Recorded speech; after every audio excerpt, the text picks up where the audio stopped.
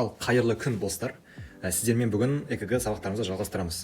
Бүгінгі сабақта біз патологияларды жалғастырамыз. Соның ішінде блокадалар туралы сөз қозғайтын боламыз. Ең алдымен қандай блокадалар болады?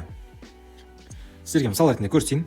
Егер біздің жүрек болатын болса, ода осындай бұрышында, яғни оң жақ жүрекшенің құлақшасында синоатриалды түйін орналасады.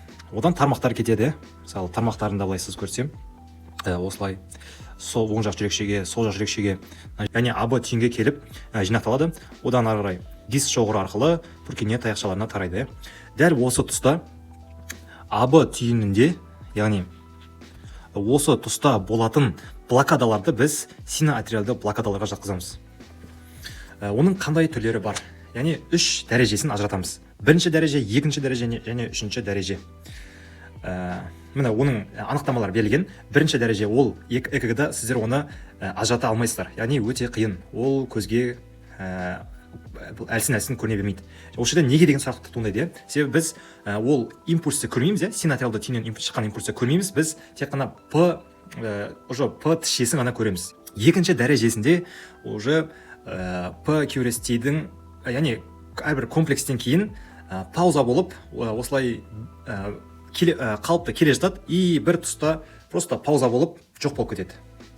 Одан кейін үшінші дәрежеде дәл сол секілді уже сондай просто паузалардың саны көбейіп кетеді. Яғни осылай біз дәрежелерге ажыратамыз. Мынау бірінші дәрежесін қарасақ, яғни ешқандай өзгерістер жоқ.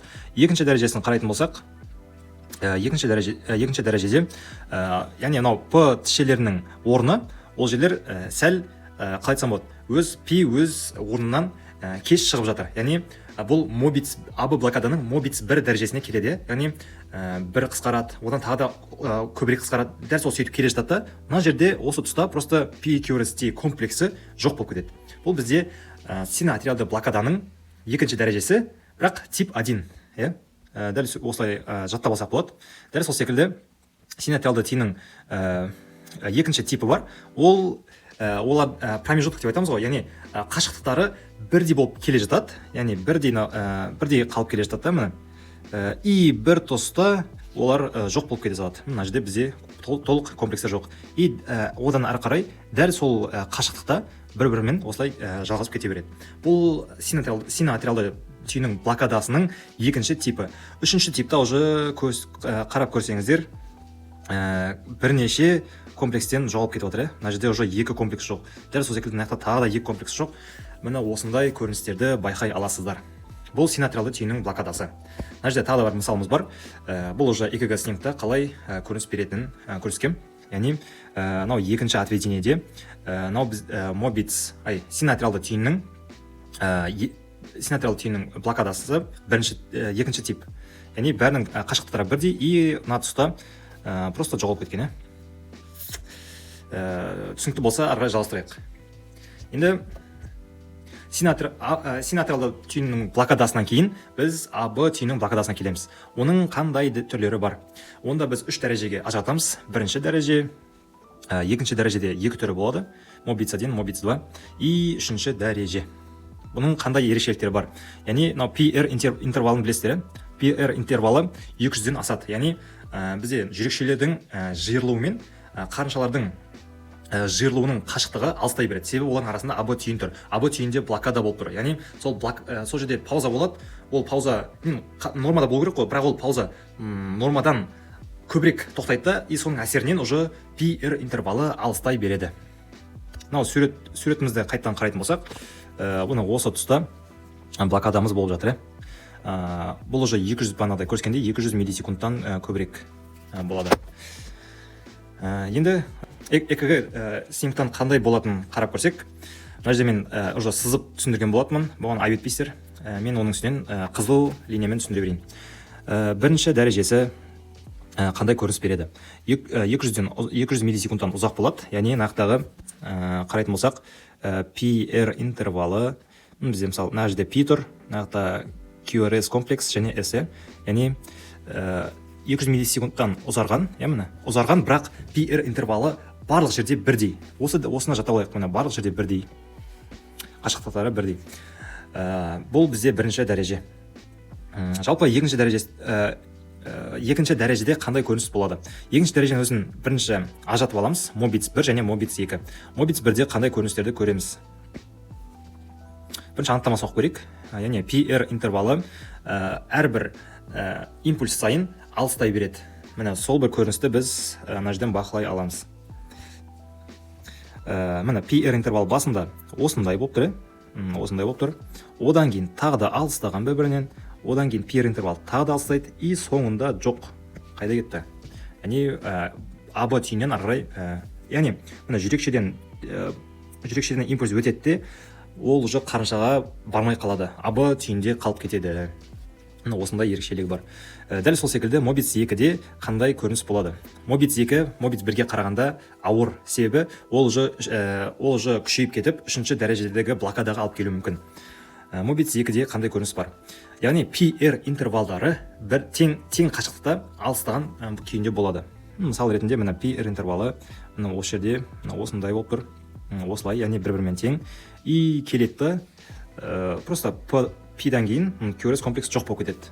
Міне нақты болу керек, бірақ жоқ. Әрі қарай сөйтіп жалғасып кете береді. Бұл енді сіздерге қалай түсіндірсем болады? Мысалы, науқас келеді ЭКГ снимкпен, сіздерге осылай бір дәл сол ЭКГ снимкта қанша ұзын болса да сіздер көре алмауларыңыз мүмкін. Сол үшін науқасты холтерге жібереді, яғни 24 сағат бойы науқастың жүрегін ЭКГ-ға түсіреді. Сол кезде сіздер осы блокаданы көре аласыздар. Кейбір мысалы тек блокада болған жерін бізге кесіп алып келген, сондықтан бізге анықтау оңай болып жатыр. Сіздерге қиындық туындауы мүмкін. Сол үшін сіздер осы видеоны қайталап көрсеңіздер болады, практика жасап көрсеңіздер болады өздеріңізде жеке. Енді үшінші дәрежесінде қандай көрініс болады? Уже мына P интервалы, яғни P мен QRS-тің арасындағы ритм бұзылады, яғни қарынша atria and ventricles beat independently of each other. Яғни бір-біріне байланыспай екеуі екі түрлі соғып жатыр. Жүрекшелердің соғуы қарыншаларға қарағанда әлде қайда жоғарырақ. Яғни суретке де қарасақ болады. P-дің именно P-шелерінің қашықтығын қарайтын болсақ, нақты барлығының қашықтығы тең дәрежеде. Бірақ просто QRS комплекстері жоқ. Яғни бұл жерде ритм P-шелерінің ритмі тең, бірақ QRS комплекстері жоғалып кетіп отыр. Бұны негізі аритмияға жатқызуымызға болады. Енді мысалдарына келетін болсақ, мына жерде қандай типті блокада. Яғни нақты мен уже белгілеп қойғам. Мына P-шелері тұр деп. Яғни бұны сразу табуымызға болады. Бұл үшінші дәрежелі блокада. Және нақты қарайтын болсаңыздар, бұл жерде гис шоғырының блокадасында байқауымызға болады. Оны біз келесі сабақта да өтетін боламыз. Нақты тағы да мысал берілген. Мынау уже мына нақты просто өзіңіз қарап көріңіздер. Мына P тұр, QRS тұр. Нақты P тұр, QRS тұр. Яғни олардың қашықтығы алыстап келе жатыр. И мына жерде P бар, бірақ QRS жоқ. Мобиц 1. Мына жерде тағы да сол сызып көрсеткенім бар. Соңғы блокаданың түрі қалды, ол гис шоғырының блокадасы болған. Оның екі ғана түрі бар, яғни сол аяқшаның және оң аяқшаның блокадасы. Ол гис шоғырының блокадасы қалай көрініс береді? Оң аяқшасының блокадасы, яғни жүректі сызып көрсетейін сіздерге. Нақты бізде АБ түйін тұр, нақты синатриал түйін, и нақты аяқшалар кетіп отыр, гис шоғыры. Бізде оң аяқшасы, сол аяқшасы.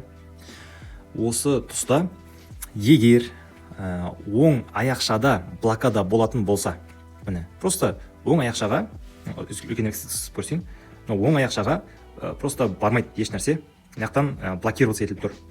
Тек сол аяқ четко жасап тұр, яғни ол жерге импульс толықтай барады. Осы тұста бірінші сол аяқша, яғни сол қарынша бірінші жұмыс жасайды, яғни өзінің импульсін Пуркини тармақтар арқылы өткізеді. Осы жердегі импульс кейін мигрировать етеді, яғни өзінің орнын осы оң жақ қарыншаға тасымалдайды. Сол кезде оң жақ қарынша жиырылады. Яғни бірінші сол жақ қарынша, содан кейін оң жақ қарынша импульс өтеді. Сол жақ қарыншадан оң жақ қарыншаға импульс өтеді. Осы қалай бізде ЭКГ-да көрінеді. Енді түсінікті, уже сол жақ қарыншада бірінші импульс болу керек. Оның ЭКГ-да қалай көрінеді? міне бірінші R тішесі болады, содан кейін тағы да R тішесі болады. Бұны біз RSR деп айтамыз. Яғни мына суретте де көрсек болады. Яғни бірінші сол жақ қарынша и сол жақ қарыншамен бірге соответственно оң жақ қарынша жиырылады, и содан бізде осындай бір картина туындайды. Яғни мынау V1 тішесінде именно неге R тішесі кіші? Себебі V1 бізде көбінесе оң жақ қарыншаға нацелен ғой, былайша айтқанда. Себебі оң жақ қарынша бізде тура V1 отведениесін қоятын тұсында, яғни сол жақ қарыншаның импульсы әлсіз көрінеді, и уже ол оң жақ қарыншаның жиырылуын өте белсенді, өте активно түсіреді. Соның әсерінен осылай екінші R тішесі бізде кәдімгідей четко көрінеді, яғни ұзын амплитудалы болып көрінеді. Яғни мен бұл жерде айтқым келгені, екі қарынша екі түрлі жиырылады, соның әсерінен осылай М тәрізді көрініс береді. Яғни екі уақытта деп айтсақ та болады. И V6-да неге осындай көрініс береді? Дәл сол секілді. Енді бұл өзінің сондай ерекшелігі деп айтсақ болады. Біз көбінесе осыған қарап жатсақ болады. Мына мысалда көрсетілген М болып тұр бізде науқаста. Ол V4 отведениесіне дейін жалғасады. Басқа да мысалдарына қарасақ болады. Міне нақты V1-де тұр, М тәрізді болып тұр. Қарап көрсеңіздер, міне тағы да М болып тұр. Екінші мысал, дәл сол секілді V1, міне V1, V2, V3-де М-образный, яғни оң жақ гис шоғырының оң жақ аяқшасының блокадасы.